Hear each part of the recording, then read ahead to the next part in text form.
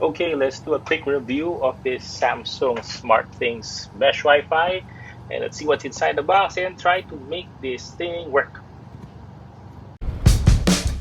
This is the demo of it. Step 1.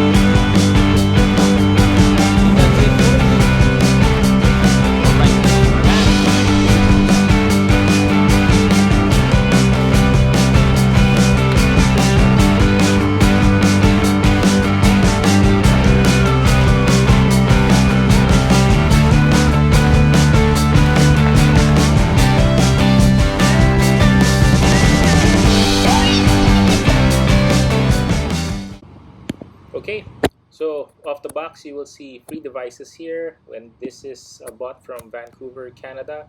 So Samsung has bought this company called Plume, and these guys provide the software, and Samsung sort of like provides the whole hardware to it.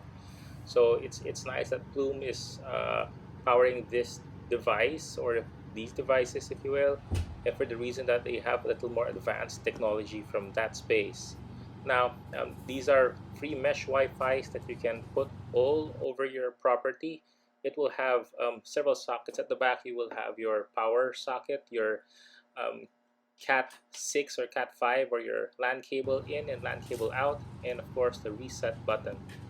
Now these three devices are very much the same, so it's just like installing one thing, and then you should be able to repeat this across the whole property once you start the whole installation process. Now we'll try to walk you through on that whole installation process, and this one is saying that it's quite easy, right? So if you download the app and everything should fall into place. Now a couple of things to consider, we'll walk you through that in a bit, but it's not as easy as you think it is. So let's just go ahead with the unboxing first.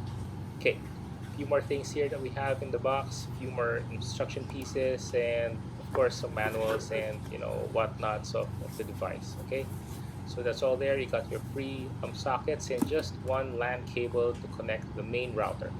Okay, so off to installation. Here is where you're starting off with. You're getting this blue, no, sorry, that's red and green blinking lights, and that means that it's ready to pair or not connected to the internet. Now, in this whole process, you want to open up first the Plume app, or maybe the Samsung app rather, and you can add the device from there. And once you start doing that, you'll have to cross over HomePass or the Plume app and do another sign in. So there's two sign ins that you got to do. First will be the Samsung Smartthings app, and then the Plume app right after.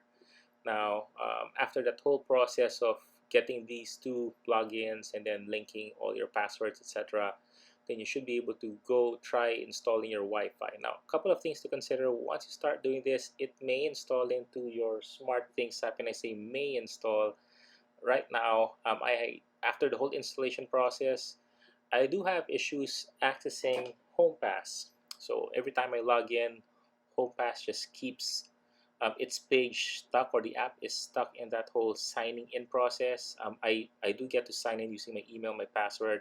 I get a verification from SMS or email, whichever the case, I I get stuck in that page. It just goes on for hours, just telling me that it's still signing in. Okay, so I don't know what's going on. I may have to call Plume about this one, but on the screen, you will now see that the phone is connecting to your new SmartThings Wi-Fi, and that takes a while too. So I tried doing the whole recording of the screens and the whole process, but quite frankly, this isn't like a free step process, just like they had on the manual. It took me hours to do this. If I do a reset of the device, it'll take me even more hours to do this, and because it's connected to several smart devices, the Samsung Smart app sort of is connected to several devices in the home.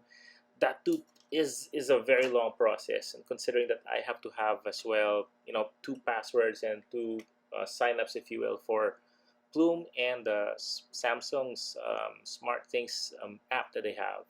So all that being said, I think this is a good Wi-Fi to have because it does control several other things in the home, like smart TVs and Samsung air conditioning and some sensors, and connect even a few other devices outside of the Samsung ecosystem.